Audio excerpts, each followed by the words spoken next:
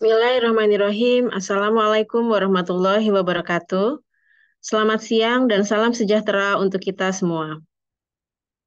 Selamat datang pada webinar MMI Series keempat dengan tema penggunaan tanda tangan elektronik tersertifikasi untuk dokumen laboratorium.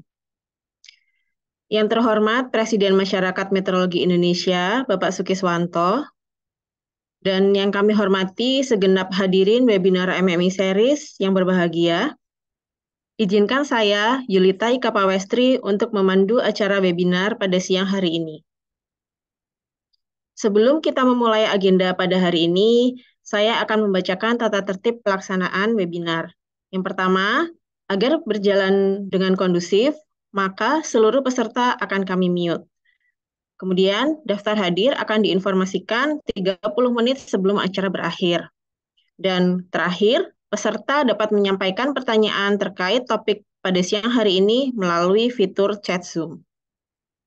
Adapun agenda pada hari ini adalah yang pertama, akan diawali dengan sambutan oleh perwakilan MMI, Pak Sukiswanto, dan kemudian dilanjutkan dengan pemaparan terkait penggunaan tanda tangan elektronik tersertifikasi untuk dokumen laboratorium oleh Bapak Akbar Arianto, STMSC. Kemudian acara dilanjutkan dengan diskusi dan diakhiri dengan penutup. Memasuki acara yang pertama, sambutan oleh perwakilan MMI kepada Bapak Sukiswanto, kami persilahkan.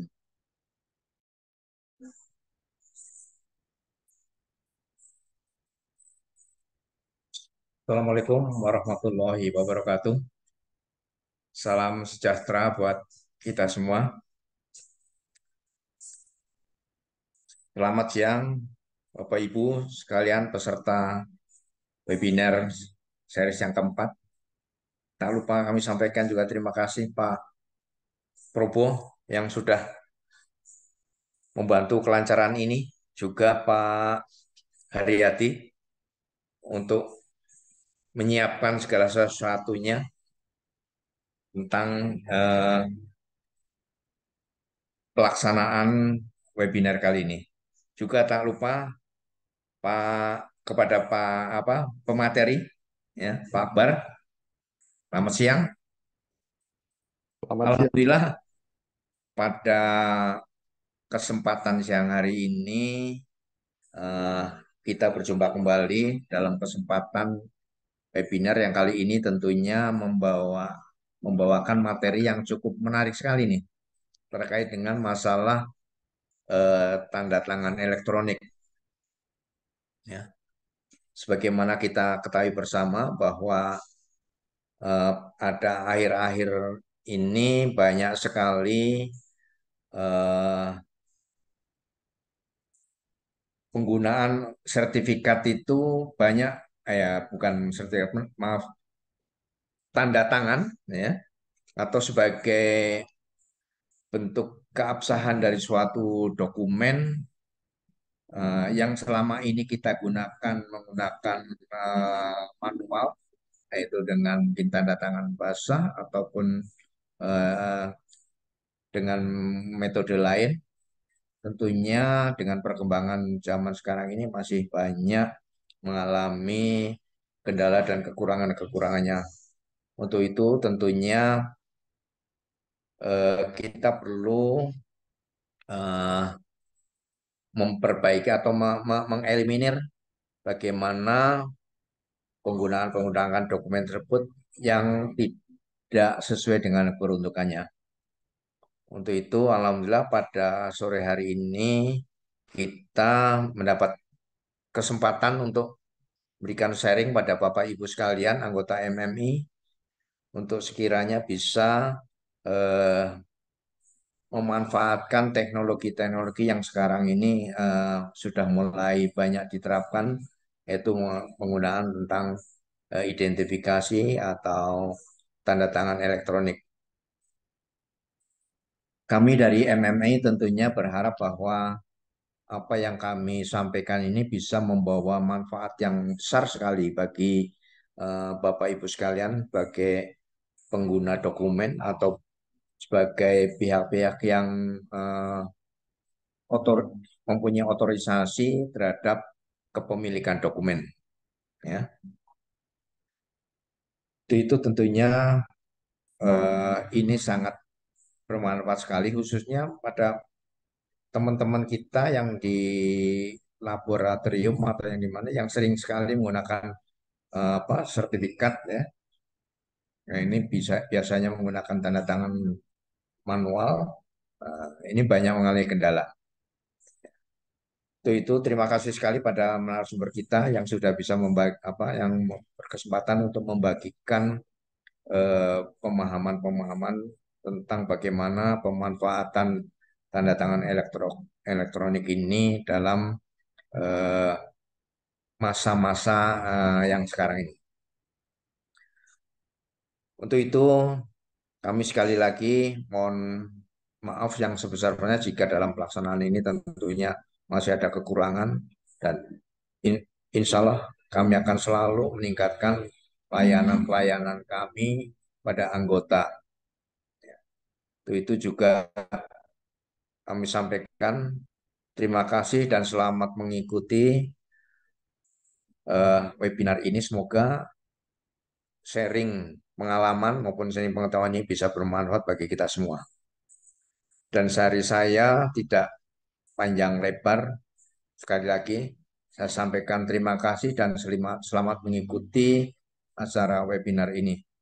Sekian, wabillahi taufiq wal hidayah.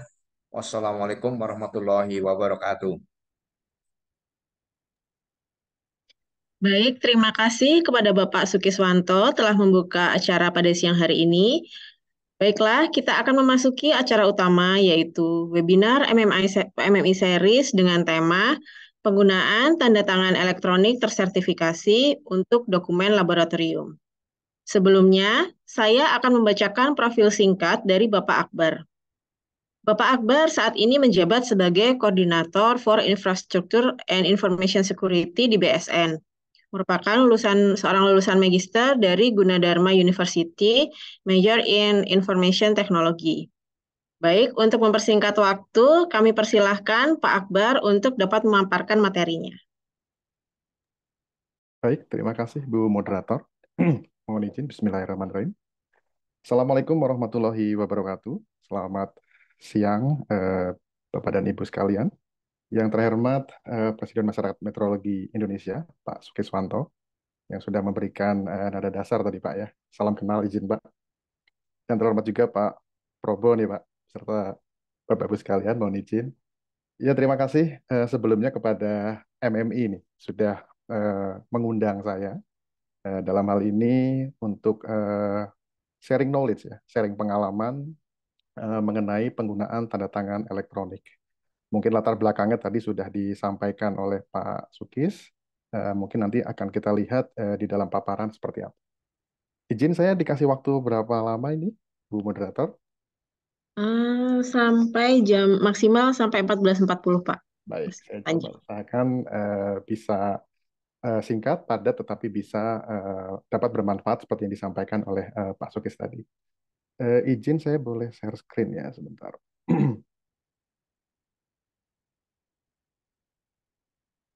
Sudah terlihat ya? Baik, saya minimize dulu.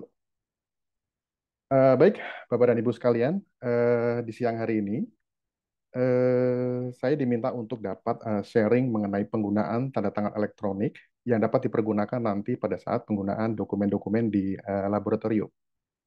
Sebelum memulai acara, mungkin izin tadi sudah disampaikan oleh Ibu Moderator bahwa nama saya Akbar Arianto, Bapak Ibu sekalian, biasa dipanggil Akbar. Saya bergabung di Badan Standarisasi Nasional sejak tahun 2005 dan masih di sini, masih di BSN. Saat ini saya diberikan kepercayaan sebagai koordinator kelompok substansi, infrastruktur, dan keamanan informasi di Pusat Data dan Sistem Informasi BSN. Secara bersamaan juga saya kebetulan seorang asesor SMKI untuk 2721, baik 17025 ataupun 17021 diskemakan. Ini adalah alamat email saya yang bisa Bapak dan Ibu jikalau ada ingin hal-hal yang ingin ditanyakan lebih lanjut. Sebagai disclaimer di awal, Bapak Ibu sekalian, pertama saya adalah bukan ahli hukum dalam hal ini gitu. Dan kedua, saya sama sekali tidak berafiliasi ataupun membawa nama produk ataupun PSRE yang ada. Jadi nanti mungkin kalaupun ada contoh-contoh dari slide saya dan lain-lain itu adalah pure pengalaman yang saya dapatkan dan keilmuan atau yang saya miliki sebelumnya. Baik, Bapak dan Ibu sekalian, mohon izin. Meskipun tadi disampaikan agendanya ada sesi tanya jawab di akhir ya, Bu Moderator, tetapi jikalau Bapak dan Ibu sekalian ada pertanyaan yang ingin ditanyakan secara langsung pada saat saya memaparkan, monggo dipersilahkan. Dan jikalau tidak, seperti disampaikan tadi, berarti semua pertanyaan dapat disampaikan dengan fitur chat atau nanti akan dipandu oleh Ibu Moderator dalam hal ini.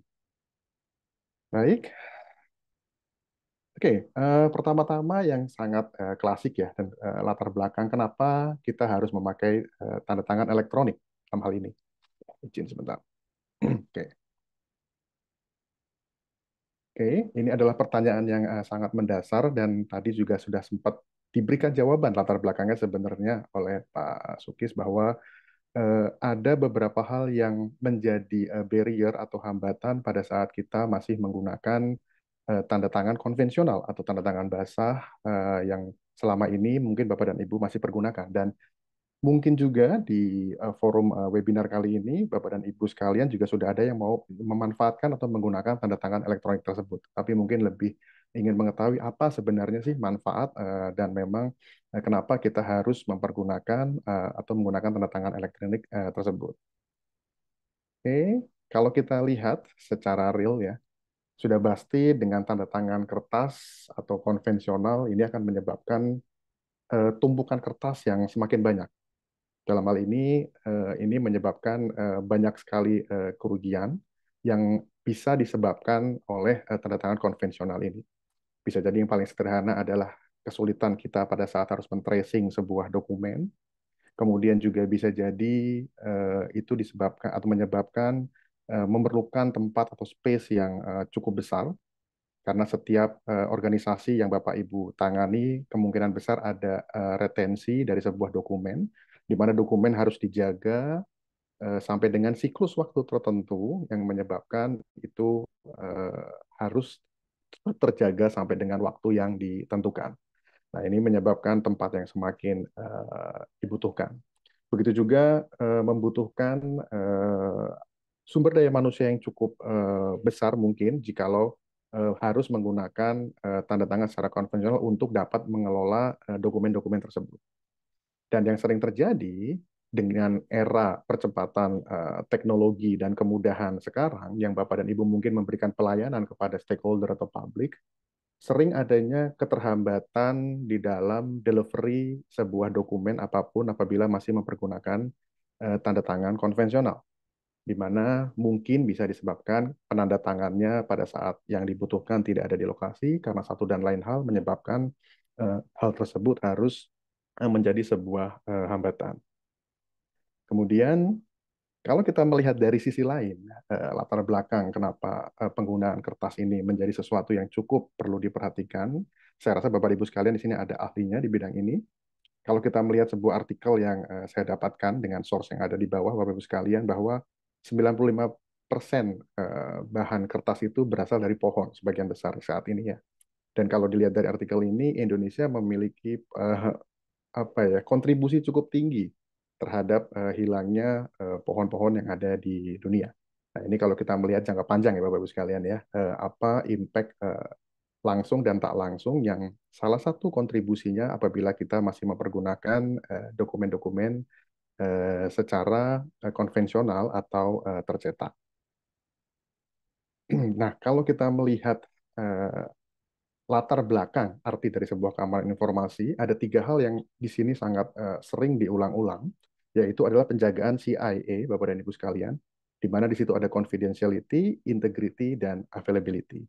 Nah, nanti kita akan melihat penggunaan tanda tangan elektronik tersertifikasi ini paling tidak minimum akan mencangkup dua di antaranya, yaitu confidentiality dan integrity. Nanti saya akan tunjukkan di dalam regulasi yang ada di Indonesia yang menyatakan pernyataan atau penggunaan tanda tangan elektronik itu akan menjadi sesuatu penjagaan kerahasiaan dan juga keutuhan atau integritas dari sebuah informasi atau dokumen yang akan dikeluarkan oleh organisasi yang menggunakan tanda tangan elektronik tersertifikasi.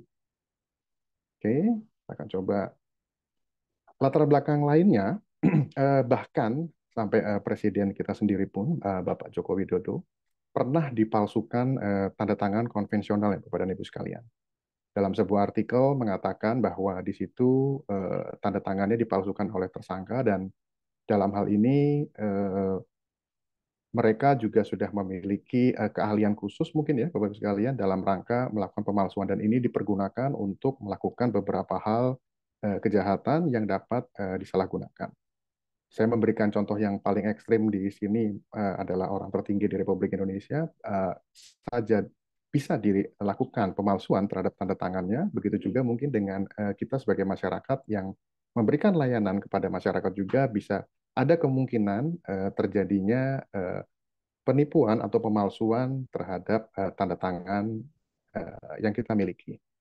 Begitu juga dengan instansi, mohon izin, ini saya juga ambil dari internet source-nya, bahwa Kementerian Pan-RB pun pernah seperti disalahgunakan oleh pihak yang tidak berwenang atas tanda tangan, dokumen, dan lain-lain yang dipergunakan oleh pelaku kejahatan. Dalam hal ini mungkin untuk kepentingan-kepentingan tertentu, biasanya untuk pendaftaran calon pegawai negeri sipil atau aparatur sipil negara gitu. Dan di situ banyak informasi-informasi yang disalahgunakan. Mungkin Bapak dan Ibu sekalian izin pernah menerima di WhatsApp group dokumen-dokumen seperti mengenai kenaikan gaji mungkin ataupun ada informasi-informasi lain yang bahkan dilampirkan dokumennya sekilas mungkin kita dapat percaya begitu saja. Nah, inilah yang harus dicek integritasnya Bapak Ibu sekalian. Kelebihan daripada zaman sekarang, segala dokumennya secara elektronik, maka seharusnya hal tersebut sangat mudah bisa dilakukan keaslian atau keabsahan dari dokumen tersebut sebelum kita juga terbiasa meneruskan informasi yang belum tentu valid tersebut kepada orang-orang lain. Jadi dalam hal ini mungkin kita bisa belajar dari beberapa hal yang melatar belakangi kenapa kita harus mulai shifting dan bergeser terhadap penggunaan tanda tangan elektronik. Baik. Oke, kalau mau jadi pertanyaan, kira-kira menurut Bapak dan Ibu sekalian, tanda tangan ini berupa tanda tangan digital atau bukan? Kira-kira. Oke, kalau Bapak dan Ibu punya handphone dan lain-lain, silahkan coba kalau mau dicek atau di-scan, kira-kira QR code yang ada di bawah dan lain-lain bisa dites. Apakah kira-kira itu mengandung arti atau menurut pemahaman Bapak dan Ibu sekalian menganggap bahwa ini tanda tangan elektronik kok, ini tanda tangan digital gitu. Ada yang punya pendapat Bapak Ibu sekalian? Biar nggak ngantuk mungkin. Ada yang sudah mencoba, saya coba juga deh untuk saya takutnya nggak terlihat ya. Jadi kalau kita arahkan mungkin ke arah QR code, karena selama ini mungkin Bapak dan Ibu sekalian taunya tanda tangan digital atau elektronik itu adalah sesuatu yang ada bentuk barcode-barcode-nya gitu. Ada bentuk elektroniknya. Jadi kalau boleh disampaikan dari informasi awal sekali yang saya sampaikan sekarang, betul dokumen ini adalah tanda tangan digital, bisa dibilang betul, tidak salah Bapak Ibu sekalian. Tetapi dokumen ini belum termasuk tanda tangan elektronik yang tersertifikasi, karena QR code-nya baru saya buat tadi malam menggunakan sebuah fitur QR code online di sosial media atau dimanapun begitu.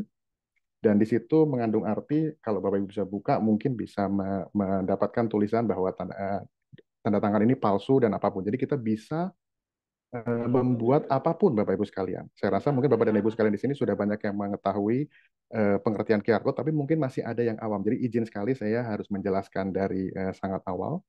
Jadi kalau Bapak dan Ibu melihat dokumen yang ada seperti QR code-nya atau barcode itu belum tentu dokumen tersebut adalah dokumen berupa tanda tangan elektronik yang tersertifikasi. Nah sekarang kalau ditanya apa bedanya tanda tangan digital atau tanda tangan elektronik yang tersertifikasi? Saya akan coba jelaskan sedikit demi sedikit.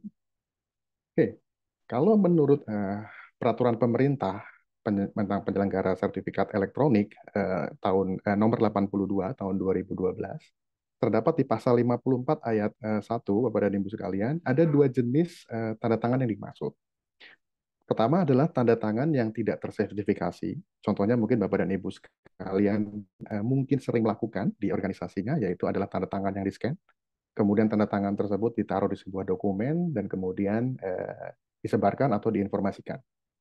Kemudian tanda tangan yang diinput ke alat elektronik bisa jadi adalah fitur seperti Adobe Acrobat atau mungkin Bapak dan Ibu melakukan tanda tangan langsung di gadget atau gawai Bapak Ibu sekalian seperti iPad dan lain-lain. Nah, itu bisa dibilang sebagai tanda tangan yang tidak tersertifikasi.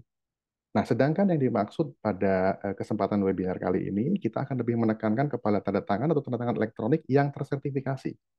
Oke, kalau pengertiannya, yaitu adalah tanda tangan digital elektronik dengan kriptografi atau sesuatu embedded verifikasi yang ada di dalam dokumen tersebut. Nah, kalau ditanya, eh, yang legal yang mana, Pak? Oke, kalau saya sempat belajar, sekali lagi saya sampaikan saya bukan ahli hukum, tetapi saya sempat belajar bahwa kalau dilihat dari tanda tangan yang konvensional pun, sebenarnya tanda tangan itu dilakukan atas kesepakatan bersama. Sebuah dokumen dengan tanpa tanda tangan pun, jika disepakati bersama, tanda tangan tersebut bisa menjadi legal. Oke. Akan tetapi, untuk penjagaan, tadi yang saya sampaikan di awal, mengenai confidentiality beserta integrity dalam sebuah dokumen, menjaga keabsahan dan keaslian sebuah dokumen, maka tanda tangan tersebut harus ditandatangani secara elektronik yang tersertifikasi. Dan itulah kenapa nanti akan saya tunjukkan di beberapa slide di belakang apa yang membedakan dan kenapa itu bisa dijaga keabsahannya, Bapak dan Ibu sekalian. Oke, sebentar saya sambil izin cek. Oke, terima kasih ternyata banyak yang sudah ngecek. Palsu-palsu, terima kasih Bapak Ibu sekalian. Berarti mengikuti ya. Jadi betul itu QR code yang saya buat. Jadi jangan percaya begitu saja Bapak Ibu jika kalau melihat ada sebuah dokumen, ada QR code-nya dan dianggap sebuah sesuatu yang bisa diabsahkan. Jadi cek dulu, diverifikasi, nanti kita akan lihat bagaimana cara mengeceknya. Oke, sampai di sini saya coba izin teruskan dulu. Oke, ini regulasi lainnya mengenai tanda tangan elektronik. Nanti selanjutnya tanda tangan elektronik tersertifikasi akan saya coba singkat menjadi tanda tangan elektronik ya, biar mudah dipahami. Pertama mengenai Undang-Undang Nomor 11 Tahun 2008 tentang UU ITE, Bapak Ibu sekalian. Di situ juga menyatakan bahwa penggunaan atau mengenai tanda tangan elektronik disinggung di undang-undang tersebut. Turunan di bawahnya yang tadi barusan saya sampaikan di pasal sebelumnya, itu Peraturan Pemerintah Nomor 82 Tahun 2012 tentang penyelenggaraan sistem dan transaksi elektronik. Oke, di situ ada PSTE dan berikutnya, khusus untuk Bapak dan Ibu sekalian yang berada di instansi pemerintah, di situ ada Peraturan Presiden Nomor 95 Tahun 2018 tentang Sistem Pemerintahan Berbasis Elektronik atau SPBE. Jadi ini baru sebagian dari regulasi yang ada dan saya melihat perkembangannya banyak sekali regulasi-regulasi yang dikeluarkan oleh skop kementerian, unit kerja, organisasi dan lain-lain yang mengatur mengenai penggunaan tanda tangan elektronik ini. Sekali lagi, kita melihatnya untuk penjagaan terhadap confidentiality dan integrity dari sebuah dokumen.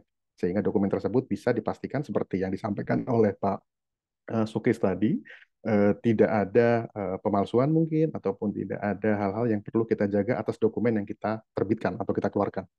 Baik, ini kembali lagi ke yang PP nomor 82-nya, tadi sempat di beberapa pasalnya, ini di asal 41-nya menyatakan penyelenggaraan transaksi elektronik dalam lingkup publik dan privat yang menggunakan sistem elektronik untuk kepentingan pelayanan publik wajib menggunakan sertifikat keandalan atau sertifikat elektronik. Nah, di sini saya rasa mungkin lingkup privat dan publik, Bapak dan Ibu sekalian sudah cukup paham.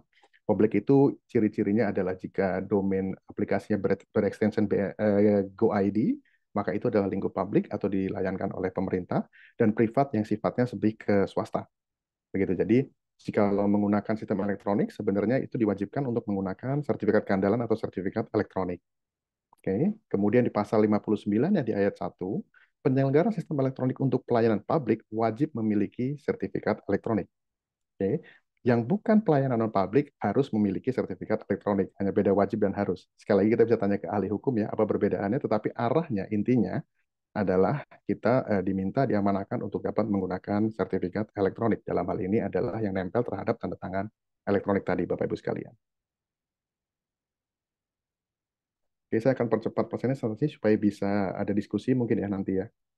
Di dalam amanat PP ini juga di nomor 82 tadi di pasal 52-nya, jadi tanda tangan elektronik berfungsi sebagai alat autentifikasi dan verifikasi atas identitas penanda tangan. Jadi identitas yang menandatangani itu terverifikasi, dan ini yang saya sampaikan tadi, keutuhan dan autentik informasi elektronik, integrity dan confidentiality daripada informasi itu terjaga.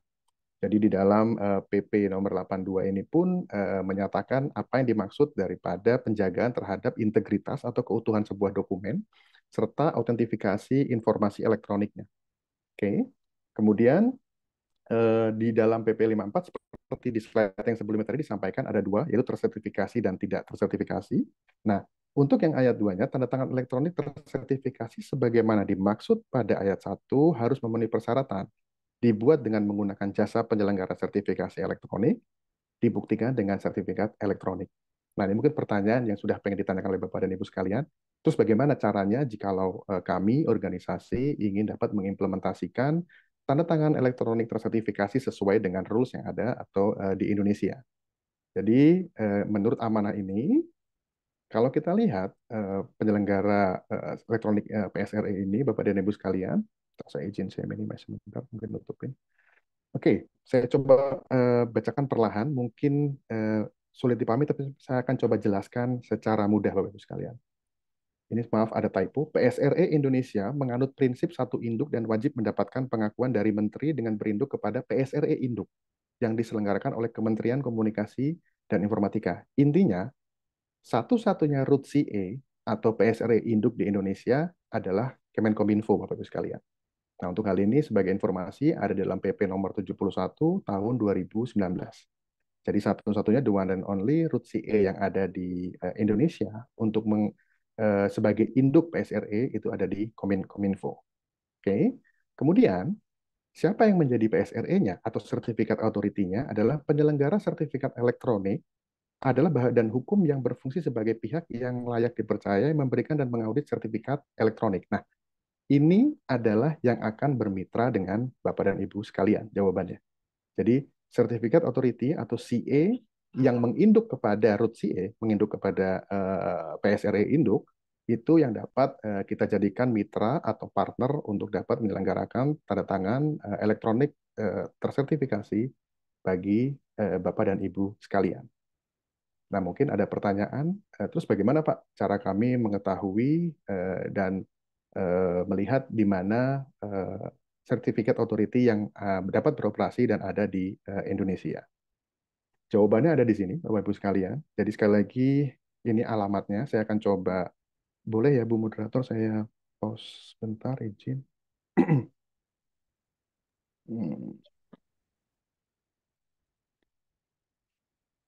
Sudah terbuka halaman browser belum ya, Bu Moderator?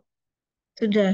Oke, jadi ini adalah portalnya milik Kominfo. Di sini Bapak dan Ibu bisa klik di bagian informasi, kemudian daftar PSRE. Oke, sekali lagi seperti saya sampaikan, saya tidak terafiliasi dengan salah satu di antara organisasi ini, tetapi sebagai informasi yang penting, di sini ada kategori untuk PSRE instansi, dalam hal ini adalah lingkup publik dan non-instansi, atau yang bersifat private ataupun swasta. Karena saya yakin Bapak dan Ibu di sini mewakili seluruh stakeholder, ada yang dari publik ataupun private. Bapak dan Ibu bisa filtering, tetapi karena jumlahnya masih belum terlalu banyak, maka Bapak dan Ibu dapat dengan mudah membrowse, melihat.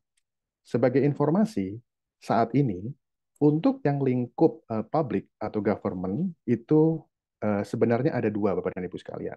Satu dikeluarkan oleh Balai Sertifikat Elektronik Badan Siber dan Sandi Negara atau BSSN, dan satu lagi IONTIC oleh BRIN. Tapi izin, mohon konfirmasi sekali lagi, tapi saya sudah mengecek kepada penyelenggaranya. Informasi yang saya dapatkan yang di BRIN atau IONTIC akan ditutup layanannya dalam waktu dekat di tahun ini. Sehingga kemungkinan besar yang terdaftar saat ini yang nanti akan melayani instansi adalah yang terdaftar di Balai Sertifikasi Elektronik milik BSSN. Oke, dan sebagai informasi yang non instansi ada 7 seingat saya coba terus ya, 1, 2.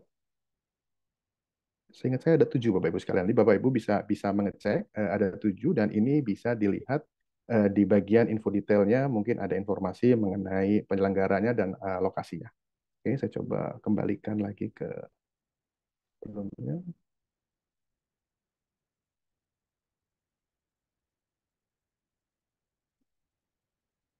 Baik, ini kembali ke slide Bapak Ibu sekalian. Jadi itu alamatnya, Bapak dan Ibu bisa sambil ngecek kalau memang mau langsung ngecek atau nanti kita bisa cek bersama.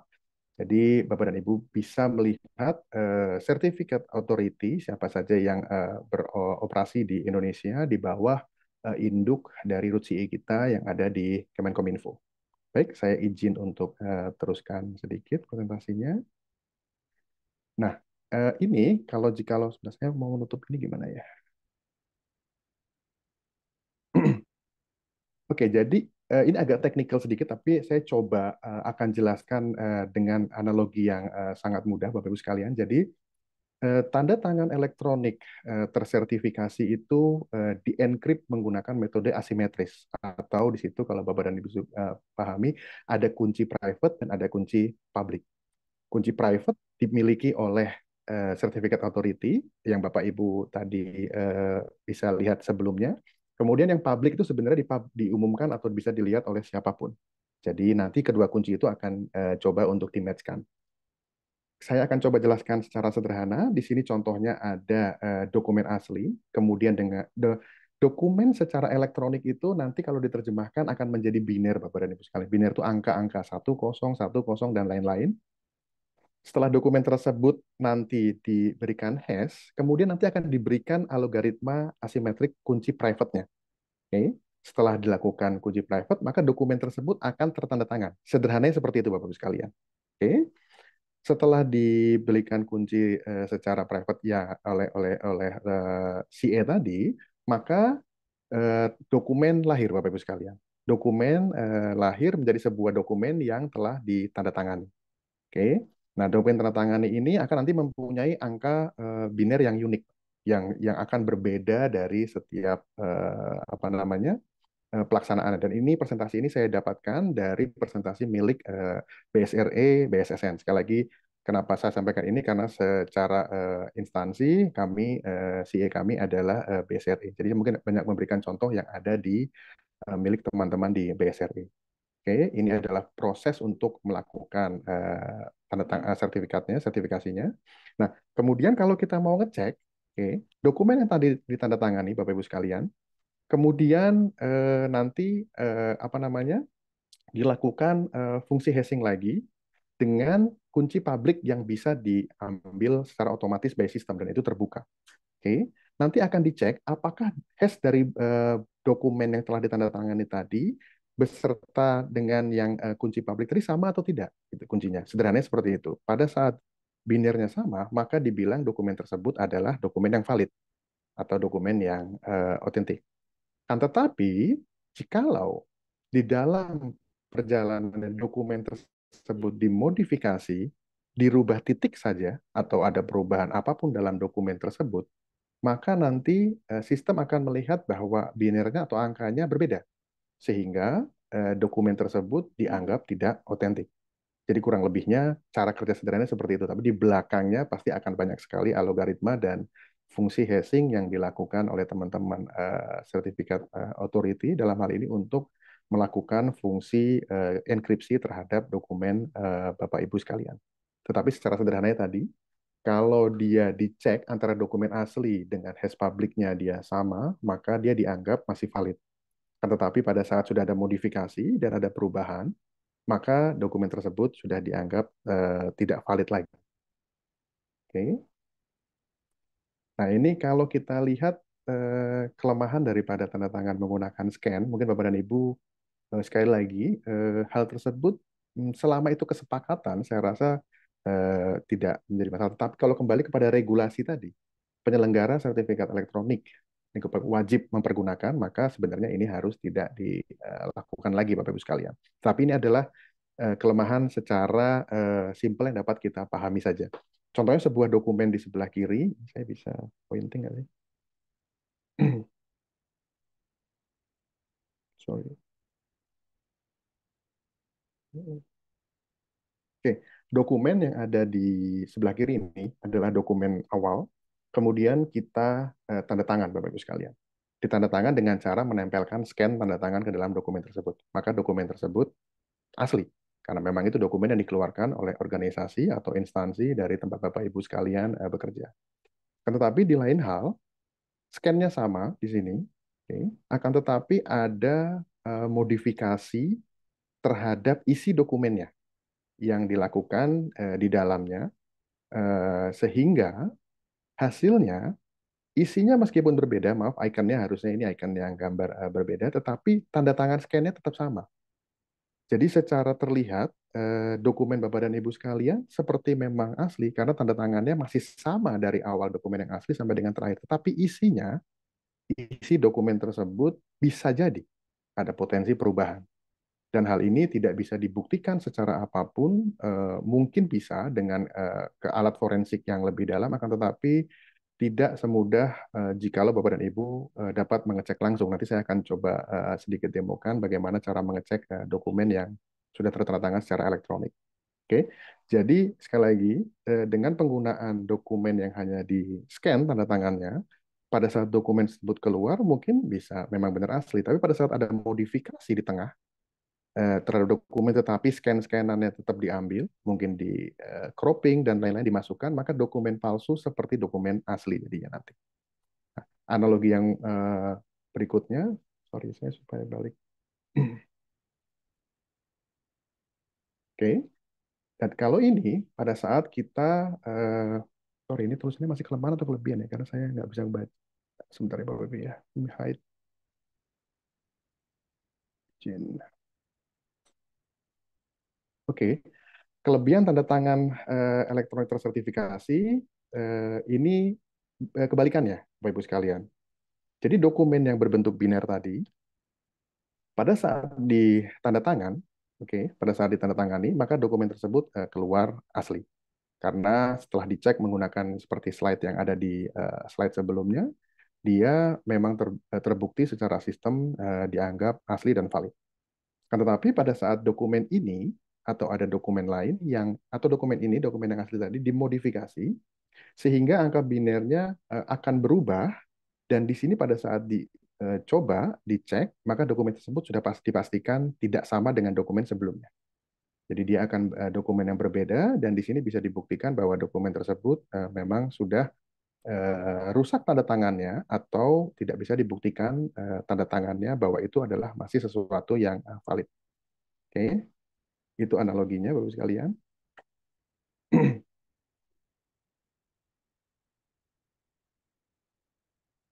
Oke, ini cara menguji tanda tangan elektroniknya. Saya izin, oke, sorry, terputus ya Bapak ya. Saya kembali share.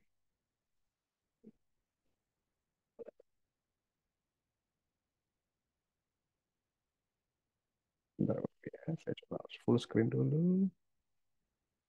Oke, saya kembali share screen.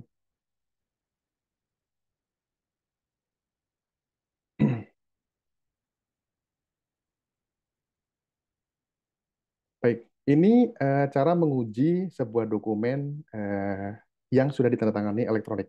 Jika Bapak dan Ibu punya dokumen yang sudah ditandatangani, bisa silahkan mengunjungi alamat ini, atau saya coba kembali demokan ya, Bu Moderator, izin sebentar.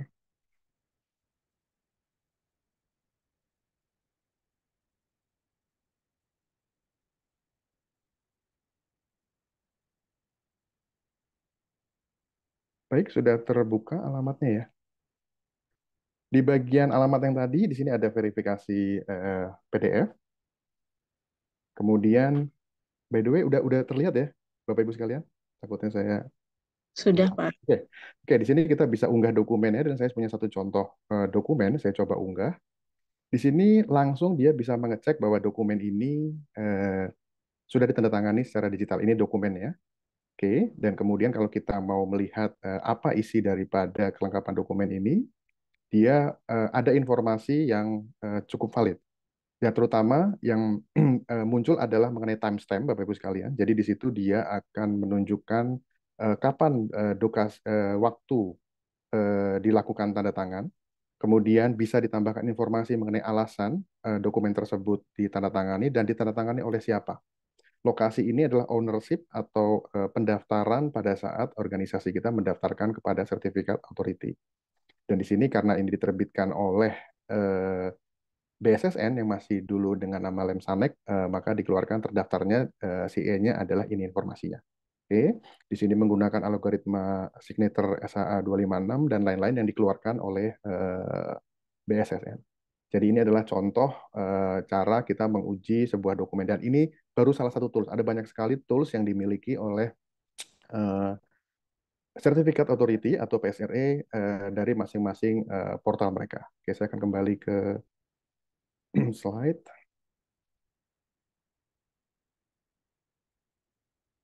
Baik, saya sudah kembali ke slide ini. Jadi cara pertama menguji tanda tangan elektronik. Kemudian mungkin cara lainnya kita juga bisa melakukan dengan aplikasi. Mungkin bisa dengan Adobe Acrobat Reader ataupun Adobe Professional yang lain-lain. Pada saat kita membuka dokumen tersebut, maka otomatis akan ada informasi bahwa dokumen tersebut telah ditandatangani dan valid. Jikalau kita lihat kedalamannya, kita lihat panel daripada si signature itu, maka akan muncul berbagai informasi yang sama dengan yang ada seperti kita coba tadi secara apa namanya online, Bapak Ibu sekalian. Oke, jadi sampai di sini mudah-mudahan sudah ada gambaran gitu bagaimana mengimplementasikan, kemudian bagaimana menguji dan kenapa arahnya kita harus menggunakan tanda elektronik dengan base regulasi-regulasi yang ada. Oke,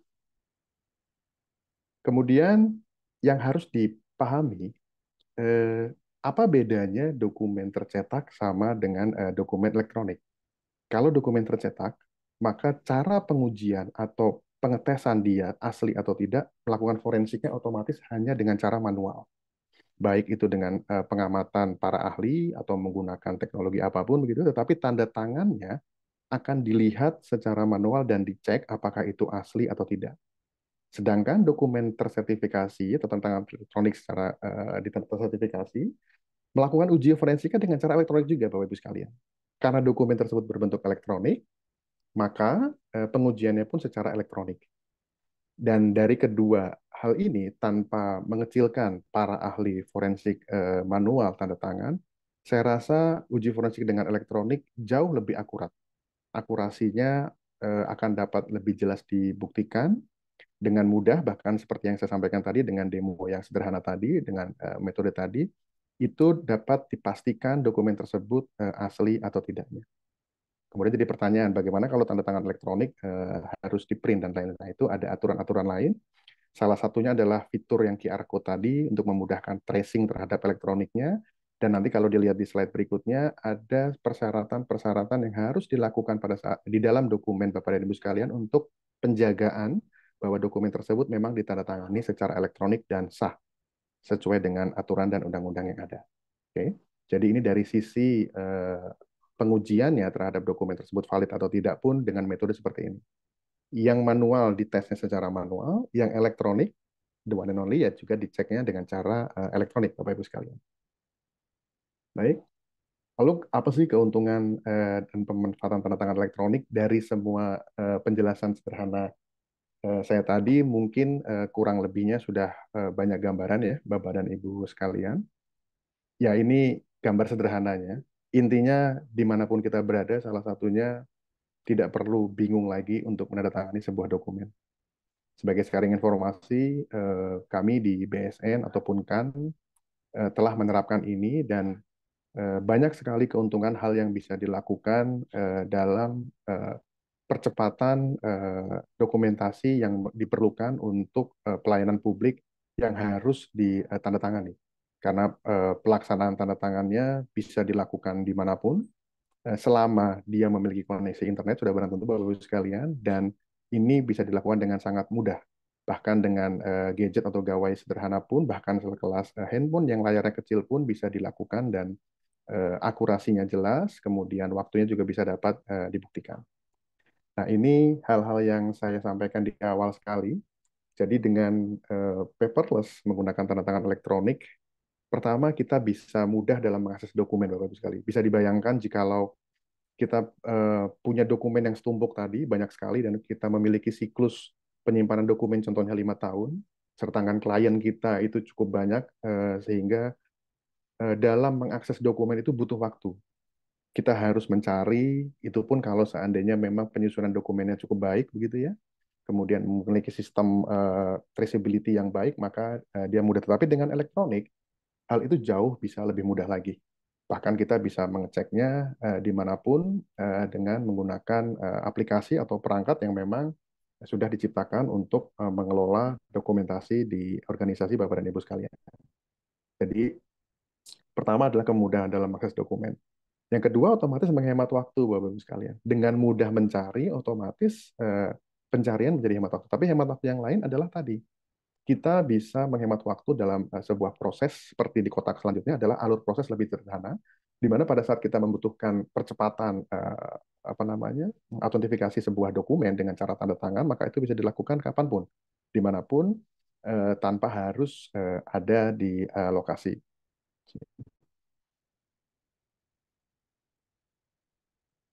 Oke, Pak Ignatius, saya hold sebentar ya Pak. Saya teruskan sebentar sedikit aja. Baik, terima kasih. Jadi, ups. Jadi memang tadi sampai dengan alur yang lebih sederhana itu otomatis dapat menghemat waktu si tanda tangan. Ini pertanyaannya korelasi dengan yang Pak Ignatius tadi. Kemudian efisiensi tadi kita bisa lebih fokus pada pelayanan yang lain gitu. Karena takutnya disebabkan oleh tanda tangan dokumen yang cukup banyak, kemudian harus manual dan cap basah, atau mungkin dengan cara scan yang masih deg-degan tadi apakah bisa dipercaya atau tidak ya dokumen ini dan lain-lain, itu kita bisa organisasi bisa lebih fokus kepada pelayanan-pelayanan lain yang mungkin lebih baik sehingga itu menjadi added value dari pelayanan Bapak dan Ibu sekalian di organisasi atau tempat Bapak dan Ibu sekalian kerja. Nah, yang penting juga yang di tengah ini adalah keamanan informasi lebih terkendali dan terjaga tadi Bapak Ibu sekalian. Kalau kita bicara mengenai penjagaan dokumen, bahwa dia dijaga autentifikasi dan integritasnya, bahwa dokumen sertifikasinya yakin ini tidak akan dipalsukan, tidak dirubah masa berlakunya, dan lain-lain, ini bisa dipastikan yang ditandatangani secara elektronik pasti akan tetap dijaga keamanan informasinya. Oke. Apabila sebuah dokumen kertas yang banyak tadi tidak ada dan diganti dengan elektronik, otomatis akan menghemat tempat dan penyimpanan Bapak Ibu sekalian. Jadi tidak perlu punya rolopek yang besar lagi, tidak dalam siklus yang banyak, kita cukup menyimpannya dalam berbentuk dokumen elektronik yang diatur juga bagaimana backup dan lain-lainnya, tetapi ini jauh lebih efisien, saya rasa, untuk lokasi tempat penyimpanannya. Oke, ramah lingkungan itu bisa dilihat dari berbagai macam sudut pandang, tapi secara mudahnya yang pasti tadi, kalau tidak menyimpan dokumen yang besar, berdebu, kemudian mungkin risiko dimakan rayap dan lain-lain, penggunaan elektronik bisa lebih ramah lingkungan. Oke. Efisien SDM seperti disampaikan tadi, biasanya butuh beberapa orang atau banyak dalam mengelola sebuah dokumen dalam tim. Sekarang dengan elektronik mungkin bisa lebih disimpelkan sehingga sumber daya manusia yang ada bisa dimanfaatkan untuk dapat berkontribusi dalam alur proses yang lainnya. Oke. Kemudian memitigasi dalam potensi kehilangan data. Jadi kalau kertas dan lain-lain itu ada potensi risiko, semua segala sesuatu ada risikonya Bapak Ibu sekalian, tetapi risikonya mungkin bisa lebih rendah pada saat kita merubah dokumen-dokumen kita menjadi sesuatu secara elektronik yang ditandatangani secara elektronik. Terhindar dari mungkin kebakaran fisik dan lain-lain sehingga kita bisa menyimpan dokumen-dokumen tersebut apabila harus dijaga keamanannya. Oke. Menjawab pertanyaan tadi, saya sambil nggak apa-apa. Berapa lama dari upload dokumen sampai hasil TTE keluar? Saya bisa demokan sih Pak, tapi jawabannya sangat cepat, bahkan hitungan detik tergantung metode apa yang nanti akan dilakukan oleh organisasi Bapak Ibu sekalian dalam menerapkan tanda tangan elektroniknya. Jadi jawabannya adalah cepat, hitungannya mungkin di bawah 1 menit harusnya kalau memang tanda tangan itu berlangsung karena tergantung metodenya. Nanti akan saya coba mungkin ada sedikit satu slide mungkin di belakang saya akan coba singgung sedikit. Oke. Kemudian ini beberapa penerapan dokumen-dokumen yang bisa dilakukan di tempat Bapak Ibu bekerja atau mungkin di laboratorium ya. Bisa dokumen mutu yang ditandatangani secara elektronik, rekaman-rekaman gitu ya, evidence-evidence semua bisa ditandatangani secara elektronik dan jaga keasliannya, keabsahannya, bahkan bisa dicek timestamp-nya. Jadi kalau pada saat dilakukan kegiatan assessment atau apa-apa bisa dibuktikan bahwa dokumen tersebut kapan dilakukan tanda tangannya, kemudian penjagaannya seperti apa, dan lain-lainnya semua akan terrecord secara otomatis di dalam metadata tanda tangan elektronik. Itu pun dapat dilakukan pada dokumen-dokumen laporan dan yang biasanya yang paling dibutuhkan tadi di sertifikat-sertifikat atau dokumen yang dikeluarkan oleh organisasi Bapak dan Ibu sekalian kepada stakeholder dapat dijaga keasliannya dan integritas dokumennya atas kesepakatan dua belah pihak secara elektronik. Jadi dokumen tersebut dengan mudah di delivery dan bisa dilakukan penandatanganan di manapun. Sebentar aja. Oke, kemudian pertanyaan dari Bu Kartika, izin Ibu ya harusnya Ibu ya kalau kalau kalau salah. Eh, Sekalian menjawab slide saya berikutnya. Apakah kita perlu aplikasi sistem dokumen yang digital juga atau sudah difasilitasi oleh vendor yang dipilih atau mungkin CA tadi maksudnya Bu ya? Kita tinggal upload dokumen dan menempelkan tanda tangan saja. Pertanyaannya pas banget Bu. Jadi jawabannya ada di sini. Jadi bagaimana kita mau mengimplementasikan itu? Jadi ada dua hal Bu. Jawabannya bisa keduanya. Pertama, kita bisa memanfaatkan aplikasi apapun yang dikeluarkan oleh sertifikat authority atau yang disebut Ibu vendor tadi. Saya sekali lagi ngambil contohnya milik BSRE ya. Dia ada dua aplikasi namanya BSign dan Panther. Dokumen ini bisa untuk menguji dan lain di situ dilihat saya ngambil dari Google Play ada, untuk iOS ada, kemudian yang berbasis Windows dan Macintosh juga ada. Jadi aplikasi itu sudah disiapkan. Kedua, organisasi atau tempat Bapak Ibu sekalian, laboratorium, LS dan lain-lain bisa membangun atau mengembangkan aplikasi yang nanti akan diintegrasikan secara API. API itu bahasa IT Bapak Ibu sekalian, interface dengan si PSRE. Nah, nanti menjawab pertanyaan yang ditanyakan oleh Pak Ignatius tadi, dengan yang nomor dua ini, tinggal metodenya mau seperti apa. Sederhananya saya coba sampaikan, kalau mau cepat, yang dikirimkan adalah permintaan tanda tangannya saja. Dokumennya Bapak yang simpan di tempat Bapak. Jadi lebih cepat. Tidak perlu mengirimkan dokumennya ke server atau aplikasi milik FPSRE, baru dikembalikan. Itu prosesnya lebih lama. Tetapi kalau dokumennya saja yang disimpan, di tengah-tengah kita meminta tanda tangan, kemudian dikirimkan tanda tangannya, maka itu menjadi lebih cepat. Itu untuk opsi yang nomor dua. Nah, kedua hal ini punya plus minus Bapak Ibu sekalian. Sekali lagi saya tidak mengecilkan aplikasi apapun, tetapi yang saya rasakan ada dua hal. Dengan aplikasi yang dibangun, eh, konsnya atau apa minusnya adalah otomatis kita harus butuh resource untuk membangun aplikasi tersebut, baik dari sisi pembiayaan, sumber daya manusia, infrastruktur dan lain-lain. Yang menggunakan aplikasi disediakan oleh PSRE ya tinggal pakai, sudah ada. Tetapi keduanya juga memiliki kelebihan kekurangan. Kalau menggunakan aplikasi sendiri, kita bisa men-tailor, bisa mengkustomisasi apa yang kita butuhkan. Bentuk tanda tangannya, oh ya sekali lagi saya terlupakan. Tanda tangan elektronik itu tanpa ada QR code aja tetap bisa dibilang tanda tangan Bapak Ibu sekalian. Karena informasi di belakangnya tadilah yang diperlukan. Oke, jadi kita mau bentuk dia ada QR code-nya, mau dikasih informasi nama, kemudian logo instansi atau perusahaan, itu bisa dilakukan dengan mengembangkan aplikasi sendiri. Dan kita bisa memilih mana opsi yang bisa lebih cepat yang kita lakukan. Tetapi dengan menggunakan aplikasi yang umum, ya namanya juga aplikasi umum disediakan, pasti dipergunakan oleh seluruh orang yang belum memiliki aplikasi secara khusus. Sehingga bisa jadi mungkin responsnya lebih lambat, bisa jadi memang format dan lain-lainnya kita mengikuti apa yang dimiliki oleh sertifikat authority. Jadi itu menjawab pertanyaan tadi Pak, Ibu, bisa keduanya dan tergantung dari resource dan kebutuhan yang dimiliki oleh Bapak dan Ibu sekalian. Oke.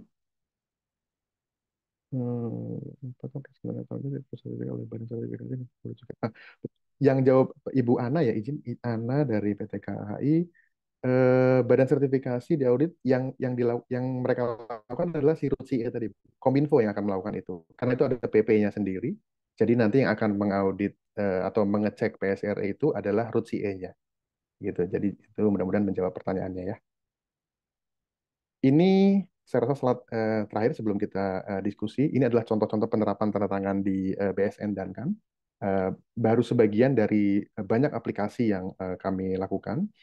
Contohnya kita punya dokumen untuk tanda tangan atau e-sign dokumen-dokumen sederhana begitu ya.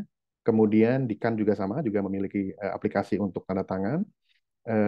Yang lebih masif digunakan adalah e-learning kita, juga sertifikasi apabila sudah melakukan pelatihan online, itu juga secara otomatis di-generate karena jumlahnya cukup banyak, jadi tidak perlu capek lagi untuk mengecek atau menandatangani dokumen satu persatu.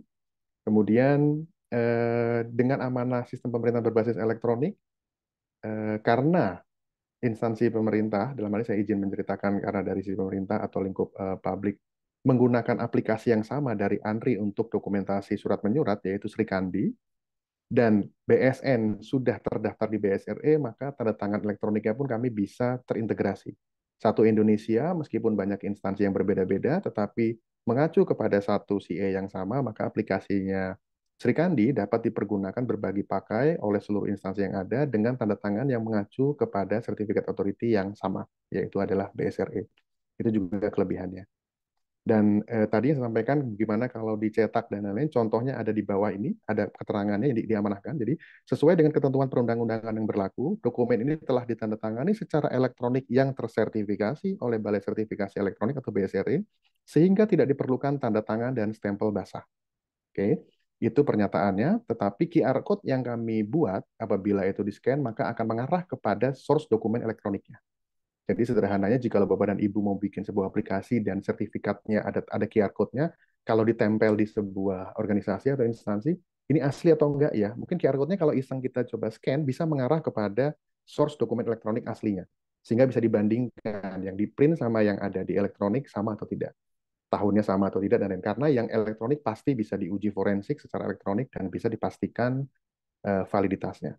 Oke, saya rasa mungkin saya tidak terlalu cepat atau terlalu lambat. Saya coba perlahan tadi, Bu Moderator. Jadi itu yang bisa saya sampaikan secara eh, apa materi itu. Tapi harapannya jikalau kita memang bisa berdiskusi tanya jawab, monggo dipersilahkan. Saya kembalikan kepada Ibu Moderator. Terima kasih.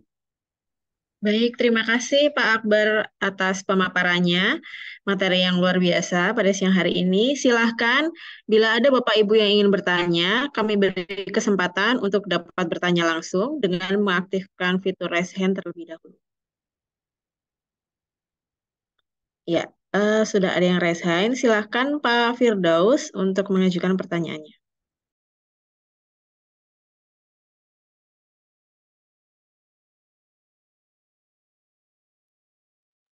Bisa diaktifkan mic-nya mungkin ya, Pak Firdaus ya.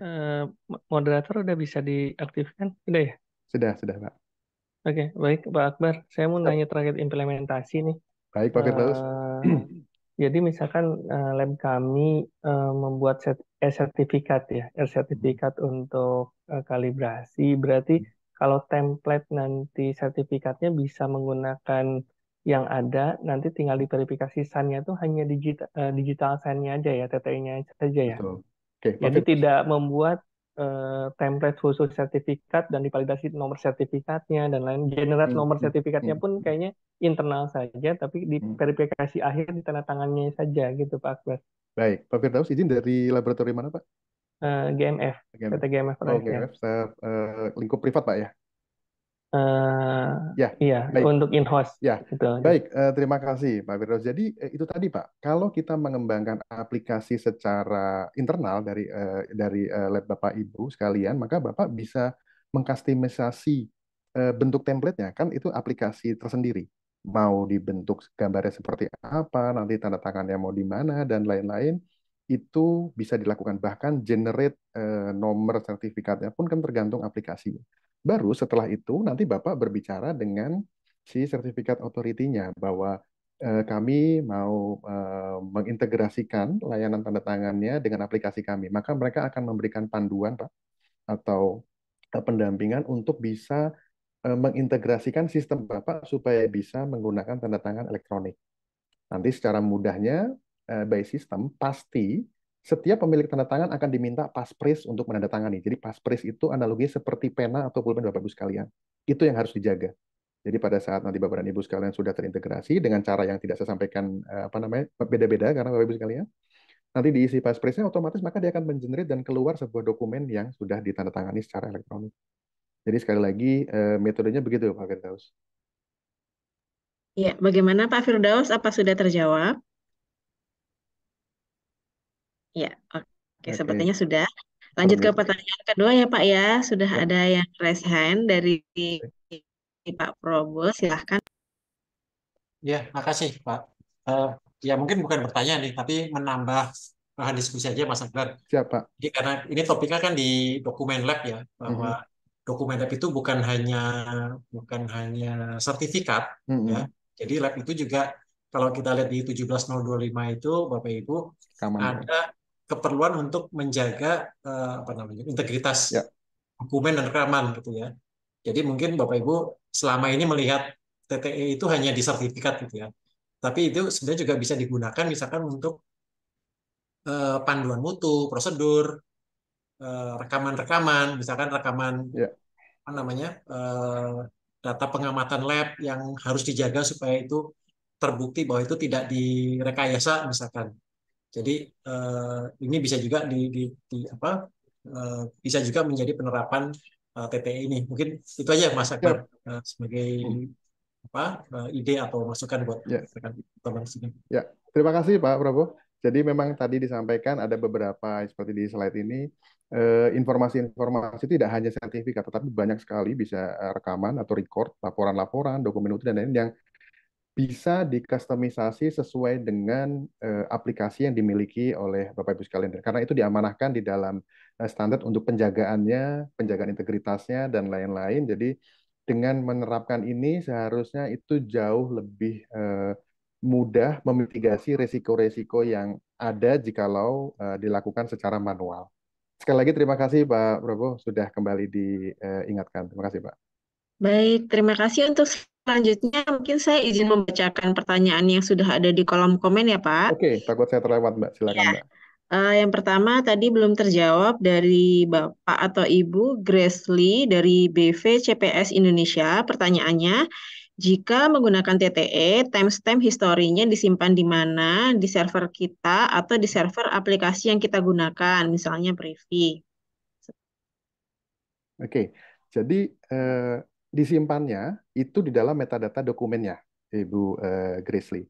Dan dari mana dia mengacu waktunya bukan mengikuti server kita.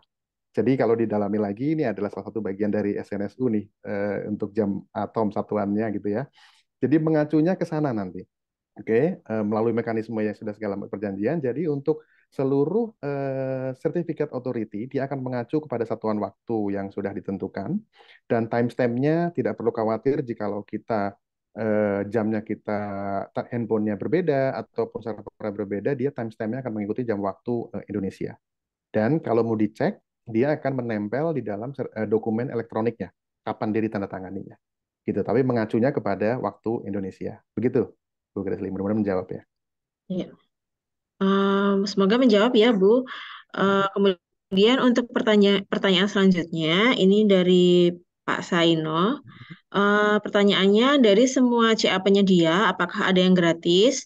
Untuk BSRE sendiri, berapa biayanya? Apakah dihitung per tanda tangan atau membayar di awal saja pada saat daftar? Karena beliau sharing, beliau menggunakan Privy ID.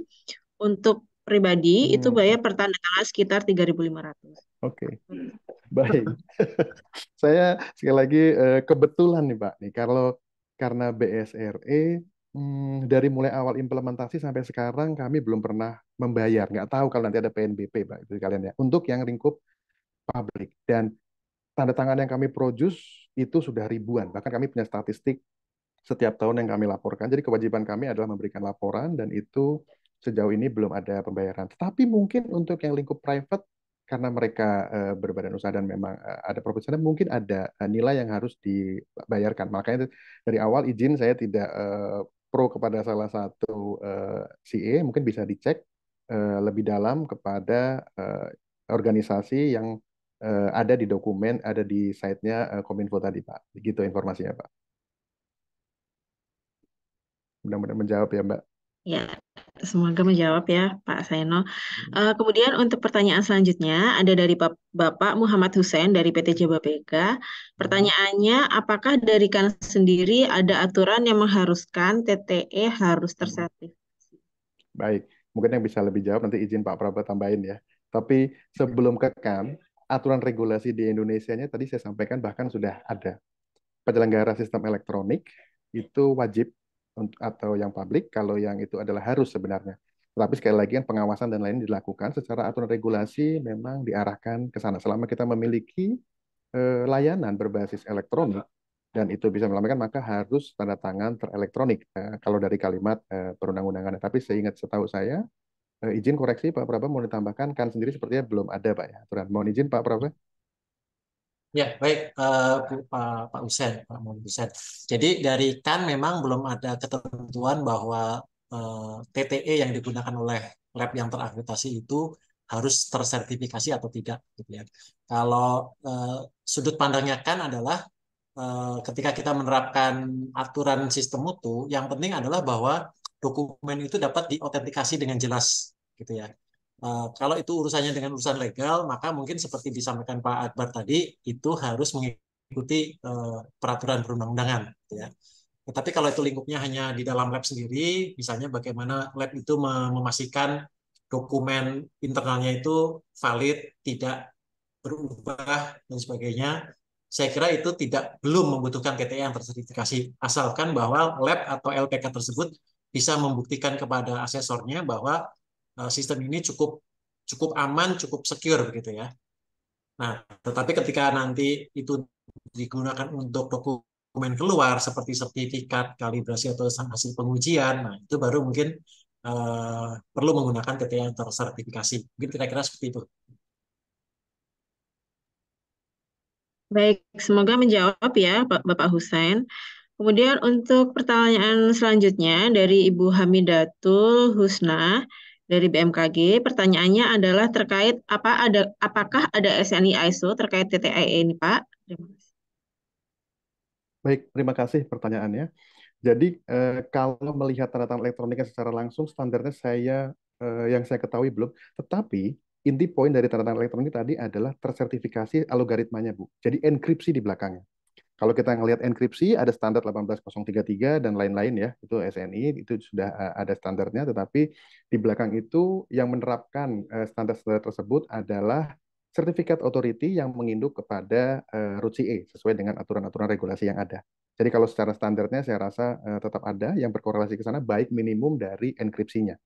Begitu pertanyaan dari BMKG. Mudah-mudahan juga bisa menjawab. Ya, semoga menjawab ya. Kemudian ini ada pertanyaan terakhir ya. Sebelum kita buka pertanyaan secara langsung mungkin ya Pak. Ini ada pertanyaan dari Ibu Aida dari BPSMB. Apa saja tahapan-tahapan awal sampai akhir dalam pembuatan TTE, Pak? Baik, terima kasih Bu Aida. Jadi seperti yang disampaikan tadi, ini saya sharing juga pengalaman, bisa dilakukan dua sisi. Pertama harus diputuskan dulu, ini akan menggunakan aplikasi kita atau kita hanya sekedar memiliki TTE menggunakan aplikasi yang umum karena dokumen yang kita tanda tangan tadi masih sederhana. Tetapi kalau seperti yang disampaikan Pak Praba tadi bahwa tidak hanya sertifikasi yang tanda tangan, tetapi bisa dokumen apapun, sehingga mungkin lebih cocok kalau pakai aplikasi yang kita miliki untuk terintegrasi. Nah, ini bisa jadi aplikasinya sudah lahir duluan. Sudah ada aplikasi ini di tempat Bapak dan Ibu bekerja. Selama ini ada aplikasi untuk generate sertifikat, untuk penanganan dokumen-dokumen rekaman, panduan mutu, dan lain-lain penjagaannya sudah ada semua, tetapi belum terintegrasi secara tanda tangan elektronik. Maka itu tinggal dilakukan koordinasi dengan sertifikat authority yang ada listnya di dalam alamat tadi yang saya sampaikan. Atau jika memang belum, dari awal Bapak dan Ibu membuat aplikasinya, mendesain aplikasi yang sekaligus bisa terintegrasi dengan tanda tangan elektronik. Maka itu bisa dilakukan. Setelah itu baru penjajakan kepada sertifikat authority-nya menanyakan kemungkinan atau efektivitas efisiensi bagaimana dalam penerapannya. Karena saya rasa ada banyak sekali penyesuaian terhadap environment aplikasi, baik infrastruktur, kemampuan organisasi juga, bagaimana menyimpan servernya, apakah oh kami tidak memiliki resource seperti ini, kami memanfaatkan yang ada di CA, mungkin bisa ada solusi dan lain-lain. Jadi itu bisa apa namanya, dilakukan di tahap berikutnya. Setelah itu tahapnya adalah implementasi, uji coba, development, baru production, udah otomatis baru nanti dikeluarkan. Nah, tergantung regulasi juga. Mungkin dari organisasi bisa menyiapkan regulasi atau edaran aturan bahwa pernyataan dokumen-dokumen yang sah bisa menggunakan salah satunya adalah dokumen elektronik yang dimaksud. Nah, dari rangkaian itu, kalau ditanya mana yang proses berapa lama segala macam, tergantung dari masing-masing proses tadi. Bisa jadi pas bikin aplikasinya lama gitu, karena budget constraint, karena SDM, karena lain-lain. Atau ternyata pas integrasi dengan CA-nya. Saya rasa hal-hal tersebut bisa juga dimitigasi dengan melakukan planning atau komunikasi dengan masing-masing proses yang izin saya sampaikan tadi. Mungkin itu bisa menjawab. Atau kalau ada pertanyaan lain, monggo Ibu. Ya, semoga bisa menjawab ya, Ibu Aida. Kita ke pertanyaan secara langsung dulu ya, Pak. Baik. Apabila Bapak Ibu ingin bertanya secara langsung, dipersilahkan dengan mengaktifkan fitur raise hand terlebih dahulu. Kalau belum ada yang ingin bertanya secara langsung, ini sudah ada pertanyaan lagi, Pak, via komen. Saya izin membacakan ya, Pak. Eh, ini ada pertanyaan dari Ibu Anis. Siapa sajakah yang perlu memiliki TTE? Ibu, oke. Siapa saja Ibu Anis, makasih pertanyaannya, siapa sajakah yang perlu memiliki TTE? Dikembalikan kepada organisasinya. Jadi ada level organisasi yang diperlukan baru tanda tangannya untuk stakeholder pucuk pimpinan, maka pucuk pimpinan yang menggunakan TTI. Tetapi kalau kami di BSN punya kebijakan lain, karena surat menyurat keluar sampai dengan contohnya level eselon 2, maka itu yang menjadi standar bisa memiliki tanda tangan elektronik. Tetapi di berbagai unit kerja, ada juga yang sudah mulai membutuhkan. Contohnya izin saya kalau sampaikan Bapak dari government, ada aplikasi Sakti dari Kementerian Keuangan yang PPK atau pejabat membuat komitmen, pejabat pengadaannya juga sudah mulai tanda tangan elektronik. Dan mereka dibuatkan. Nah nanti kalau kami di instansi, kami ada perwakilan kepada BSRE atau Certificate Authority untuk dapat diberikan otorisasi menambahkan siapa yang diperbolehkan memiliki tanda tangan elektronik. Jadi menjawab pertanyaan Ibu kembali kepada organisasi dan siapapun. Sebagai informasi, unique ID yang akan nempel di sana adalah NIK Bapak Ibu sekalian atau nomor KTP. Jadi yang akan menempel di Certificate Authority yang didaftarkan foreign key-nya adalah nomor induk kependudukan. Itu mudah-mudahan bisa menjawab. Ya, semoga bisa menjawab pertanyaan Bu Anis. Kita ke pertanyaan selanjutnya, Pak, dari Rizet Melina, PT Halkilab. Ya. Pertanyaannya adalah, jika dokumen kita yang sudah TTE ingin atau harus dicetak, apakah TTE tersebut masih berlaku dan tidak perlu diubah menjadi tanda tangan secara manual? Terima kasih. Baik, terima kasih jawabannya. Pertanyaannya mohon izin sambil ngeliatin Pak. Jadi seperti yang disampaikan tadi Bu, tanda tangan elektronik jikalau dicetak, elektroniknya nggak akan rusak selama tidak ada perubahan. Intinya cuma satu, selama dokumen tersebut tidak dirubah, tidak ditambah titik, salah tanggal atau salah ada sesuatu dalam dokumen diedit lagi, maka tanda tangannya akan rusak. Tapi selama dokumen tersebut tetap tidak lakukan perubahan, tetapi di print, elektroniknya tidak akan rusak. Nah, pertanyaannya gimana membuktikan yang manual sudah di print tadi?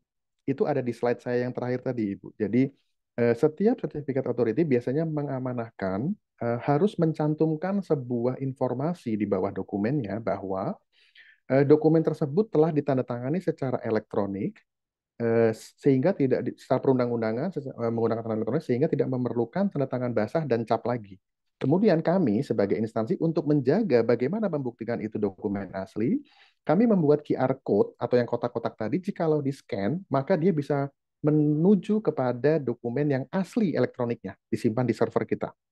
Sehingga nanti pada saat Bapak dan Ibu melihat di handphone, pada saat melihat ke sebuah lab contohnya, atau organisasi, sama nggak sih antara yang di print sama yang elektronik, bisa dilihat secara manual. Tapi kalau nanti mau diuji, yang diuji otomatis hanya yang elektroniknya. Karena seperti saya sampaikan tadi, untuk tanda tangan yang tercetak, ataupun basah, diujinya forensiknya menggunakan manual. Tapi kalau elektronik, ya secara elektronik. Tetapi dari keduanya, akurasinya akan berbeda, memastikan bahwa yang elektronik akan lebih mudah dicek keasliannya dengan cara yang sederhana seperti yang saya demokan tadi. Itu mudah-mudahan bisa menjawab ya. Baik, semoga menjawab ya. Jadi selama tidak diganti-ganti image-nya tadi nggak akan berubah ya Pak ya. Ya, ya, ya. Kemudian untuk pertanyaan selanjutnya dari Bapak Anwar dari PT SIG, izin bertanya apakah TTE bisa digunakan selain dokumen PDF seperti Excel atau Google Sheet pada sel yang diinginkan? Baik, ini menyambung dengan pertanyaan yang sebelumnya, Pak Anwar. Kenapa ini dilakukan hanya di PDF? Karena meminimalisir adanya perubahan tadi, Pak. PDF aja bisa dirubah, apalagi di Excel atau Google Sheet. Tetapi memang saat ini, setahu saya sih, hanya menerapkan tanda tangan digitalnya pada dokumen PDF-nya. Sehingga, karena tadi, integritasnya yang dijaga. Kalau Google Sheet atau Excel ya ada perubahan spasi saja langsung rusak binernya. Tidak bisa dijaga secara sistem seperti itu. Saya tidak tahu kalau nanti someday secara teknologi ada hal yang bisa membuat bahwa perubahan itu bisa sangat dijaga begitu ya dengan dokumen-dokumen yang terbuka yang bisa diedit tadi. Jadi sekali lagi menjawab saat ini yang saya ketahui formatnya adalah PDF Pak untuk menjaga integritas tadi. Itu mudah-mudahan bisa menjawab. Kembali ke moderator. Ya, untuk pertanyaan selanjutnya dari Bapak Sandi dari PT Delta Instrumentasi, pertanyaannya adalah apabila akan menggunakan TTL, apakah perlu persetujuan dari BSN ataupun kan? Saya coba menjawab, kalau untuk TTE, untuk kepentingan lab dan lain-lain, tidak ada persetujuan. Jadi itu malah sudah diamanahkan di dalam regulasi, di Undang-Undang ITE, kemudian di PP yang tadi penyelenggara sistem elektronik dan lain-lain, itu sudah diamanahkan dan sudah disampaikan siapa saja yang bisa menjadi sertifikat authority yang dapat bekerja sama dengan Bapak Ibu sekalian. Untuk regulasi yang ada di KAN yang sudah disampaikan oleh Pak Praba tadi, tinggal implementasinya disesuaikan kepada kebutuhan yang ada di organisasinya Pak Sandi. Itu mungkin, Bu Moderator. Ya, baik Pak. Untuk pertanyaan selanjutnya adalah apakah kode biner yang melekat dengan tanda tangan digital tersebut unik untuk tiap dokumen ataukah unik untuk tiap penandatangan? Gitu Pak. Apakah unik untuk tiap dokumen, apakah unik untuk tiap penandatanganan. Itulah tadi kenapa hash-nya asimetris, Bapak. Jadi, kalau sudah ditanda tangan, maka dia bergabung dan akan unik di dokumennya. Jadi kalau Bapak rusak kedalamannya, maka dia akan dicek pada saat dengan public key-nya, dia akan di-match-kan, maka akan final di dokumennya akan terlihat beda atau tidak. Itulah kenapa menggunakan SH256 dengan yang sangat lebar begitu, sangat panjang dengan metode yang demikian untuk kriptografinya, Pak. Ibu atau Bapak ya, mohon izin. Itu sehingga menjadi sangat berbeda-beda. Saya rasa jawabannya di dalam dokumennya, karena penandatangannya cuma punya dua, private dan public. Itu saja. Oke. Semoga menjawab ya dari Ibu Uhti. Kemudian ini pertanyaan terakhir ya Pak, sepertinya dari Bapak Tiono. Apakah laboratorium perlu membuat semacam log history penggunaan TTE? Baik. Baik. Terima kasih pertanyaan seperti itu.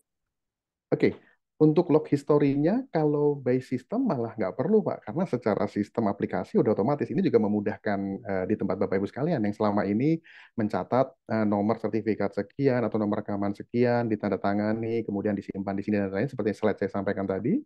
Dengan sistem aplikasi otomatis harusnya tergantung kebutuhan, bisa dibikin logging system, reporting, dan lain-lain di dashboard untuk melihat berapa jumlahnya sudah dikeluarkan, tanda tangannya, berapa sertifikat atau dokumen apa saja yang ada di sana, dan lain-lain.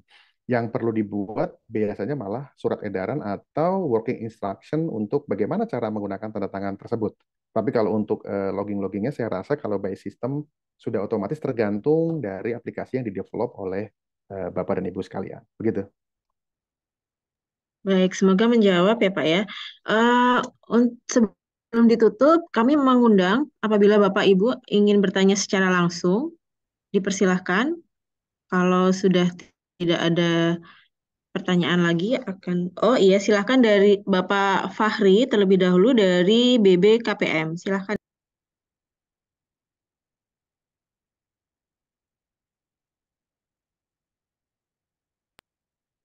Silakan bisa di-unmute, Pak. Saya bantu Astu unmute. Coba Pak Fahri tinggal diklik, Pak. Iya, Di layar ada tombol buat unmute, Pak. iya. Bisa di. Oke, Nah, sudah, ya. Pak. Ya. Ya. Terima kasih Pak Akbar. Sama-sama, Pak Fahri. Saya dari karantina pertanian, Pak. Iya, Pak. Nah, kalau kami ada sertifikat, sertifikatnya itu sudah elektronik sebenarnya. Nah, kami udah menggunakan sistem. Cuman kemarin itu saya coba mendownload, Pak. Kemudian saya coba ubah, Pak, itu. Karena saya pikir, saya takutnya sertifikat itu bisa dirubah atau enggak. Nah, saya kemudian jadikan Word, PDF dari PDF kan, saya ubah jadi Word. Kemudian saya rubah gitu, Pak. Nah, Pak Akbar tadi bilang bahwa ketika sertifikat itu sudah ada perubahan, itu dia tidak bisa muncul lagi, Pak ya. Nah, ini ternyata kalau saya ini kemarin itu, ternyata dia masih muncul, Pak, ininya. Walaupun sebenarnya kan muncul di kalau sistem kami itu ada tanggalnya, penanda tangan ya, dan ada beberapa data. Jadi dia bukan munculnya sertifikatnya bukan, tapi data-data itu aja, Pak. Nah, Baik. itu kalau kita tidak memperhatikan, ternyata ketika kita rubah pada saat saya scan kembali, itu ternyata muncul, Pak. Walaupun datanya itu adalah data yang awal. Cuma ketika kita tidak memperhatikan dengan benar, itu bisa saja bisa dipalsukan gitu, Pak, ininya.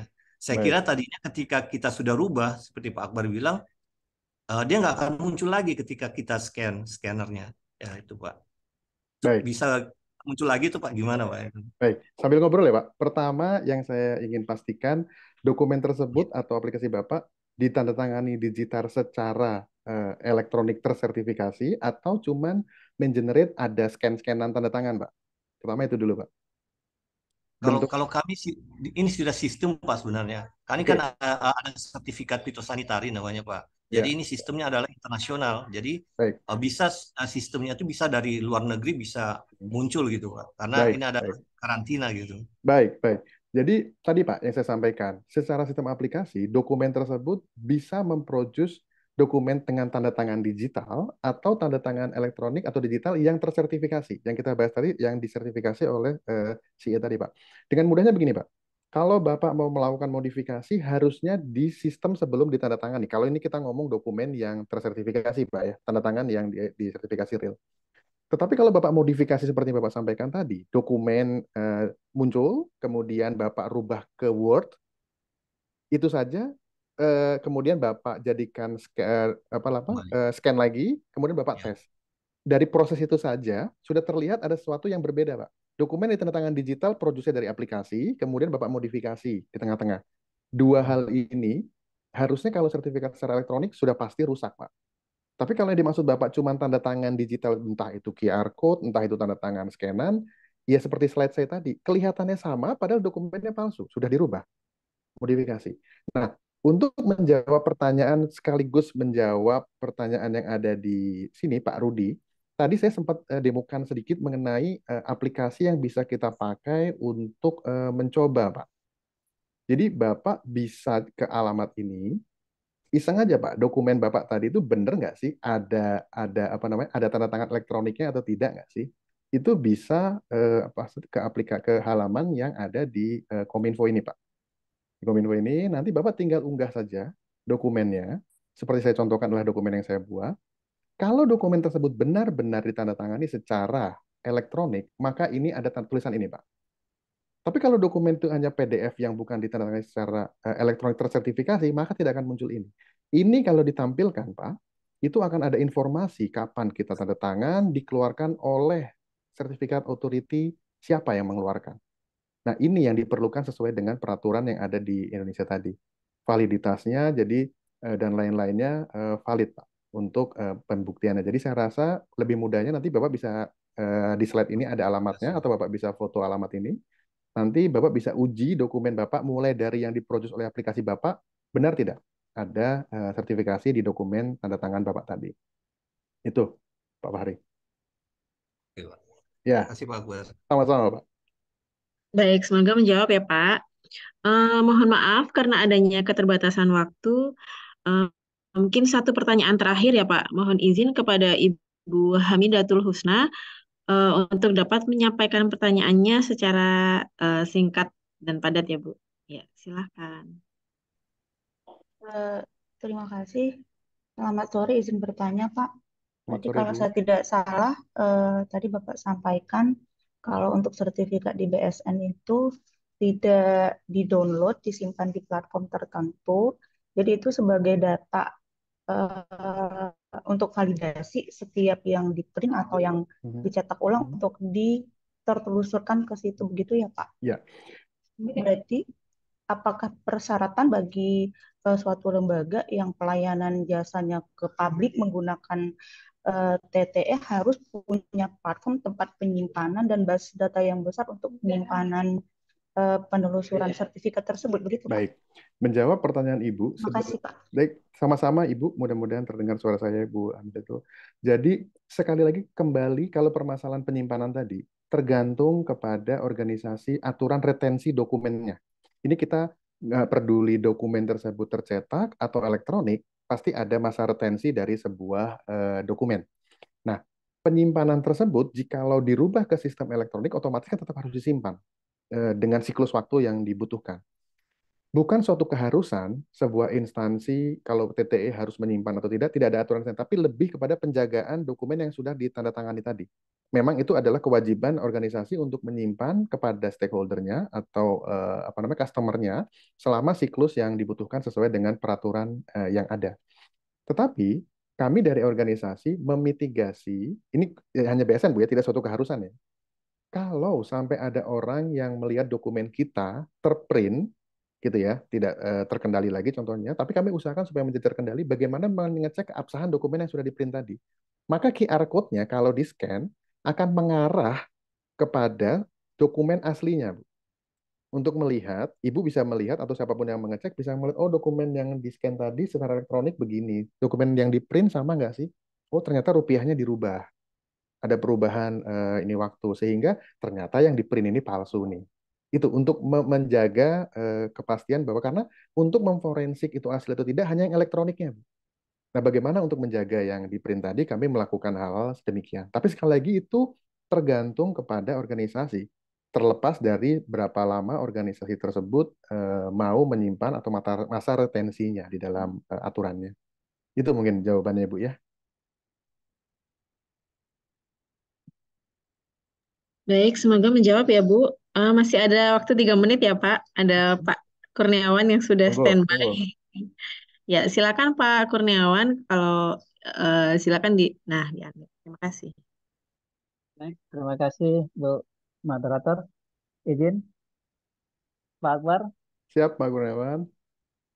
eh, ini kan terkait masalah eh, TTI ini kalau kita apa namanya swasta itu kan menjadi cost baru untuk menyediakan fitur itu. Nah, untuk mengimplementasikan, untuk membuktikan bahwa dokumen yang kita terbitkan itu adalah sesuai dengan apa yang kita keluarkan, mungkin memang solusinya adalah TTI yang tidak tersertifikasi, namun kita menampilkan QR code yang bisa kita validator ke aplikasi kita sendiri, mungkin ke websitenya sendiri seperti itu. Karena kalau kalau seandainya saya pernah nyoba Pak yang pakai Adobe Pro, itu kan bisa kita punya ID DS sendiri Pak. Kemudian ada public key-nya juga. Nah, kalau seandainya kita pakai yang seperti itu, apakah nanti bisa dianggap TTI juga seperti itu? Karena kan nanti kita kirim key-nya ke customer kita, umpamanya ke customer kita ini public key-nya, nanti silakan validasi sendiri dokumen kita atau di aplikasi kita kita buat seperti itu. Tapi kita tidak mendaftar di uh, yang disediakan oleh Kemdikbud tadi seperti itu. Itu kira-kira bisa kita anggap TTI juga nggak? Baik, terima kasih pertanyaannya Pak Kurniawan, bagus sekali. Jadi kalau kita kembali lagi, bahkan dokumen klasikal pun yang ditandatangani basah, jika lo nggak ada tanda tangannya pun selama itu menjadi kesepakatan, itu sah-sah saja, Pak. Oke, itu yang paling pertama harus kita pastikan. Tetapi, kalau kita kembali kepada yang tadi, banyak sekali Pak aplikasi yang bisa mengeluarkan tanda tangan elektronik kok Pak, dengan metode yang sama. Tapi kita harus kembali regulasi yang ada di Indonesia di awal tadi Pak. Izin sekali saya keluarkan sekali lagi slide-nya. Di ayat 2, di sini harus menyatakan tanda tangan elektronik tersertifikasi sebagaimana dimaksud pada ayat 1 harus memenuhi persyaratan A, dibuat dengan menggunakan jasa penyelenggara sertifikasi elektronik. Nah, siapa saja jasa elektronik tadi? Jawabannya adalah ini, Pak. Jadi kalau dibilang ini adalah root CA-nya yang atas, CA-nya ada yang bawah, dan ini adalah list yang secara regulasi diakui untuk sesuai dengan aturan yang saya sampaikan minimal 3 ini tadi. Itu sudah clear menjawab pertanyaan terakhir yang Bapak sampaikan. Tapi kalau secara kesepakatan kami belum bisa masih dengan metode yang tadi Bapak sampaikan dengan menjaga QR code supaya menjaga itu boleh-boleh saja, Pak. Tapi sekali lagi kembali tergantung organisasi apakah sudah siap terhadap aturan atau amanah regulasi yang ada sehingga mau menerapkan sesuai dengan aturan yang baik dan benar. Tapi sekali lagi kembali kepada kepentingan organisasi sejauh mana mau menerapkan hal tersebut. Saya rasa mudah-mudahan dengan jawaban yang singkat tadi bisa menjawab ya, Pak. Gitu. Pak Akbar. Terima kasih Pak Akbar. Sama-sama, Pak. Baik, karena antusias dari Bapak Ibu sangat besar, kami memohon maaf bila ada pertanyaan yang belum dapat kami jawab. Dari webinar siang hari ini, kita dapat menyimpulkan bahwa tanda tangan elektronik memiliki banyak manfaat ya, antara lain memberikan kemudahan untuk akses dokumen, mengefisiensikan waktu, adanya keamanan informasi pun lebih terkendali, dan selain itu juga lebih ramah lingkungan. Akhir kata, saya mewakili dari Masyarakat Meteorologi Indonesia mengucapkan terima kasih atas partisipasi Bapak Ibu peserta webinar dan kami memohon maaf apabila terdapat banyak kekurangan dalam penyelenggaraan webinar ini. Sebelum ditutup, izinkan saya berpantun. Burung dara, burung cendrawasih, cari dulu di Papua. Cukup sekian dan terima kasih. Semoga webinar ini bermanfaat untuk semua. Wassalamualaikum warahmatullahi wabarakatuh. Waalaikumsalam warahmatullahi wabarakatuh. Terima kasih Bu Moderator, MMI, Bapak Ibu sekalian, mohon izin. Terima kasih sekali.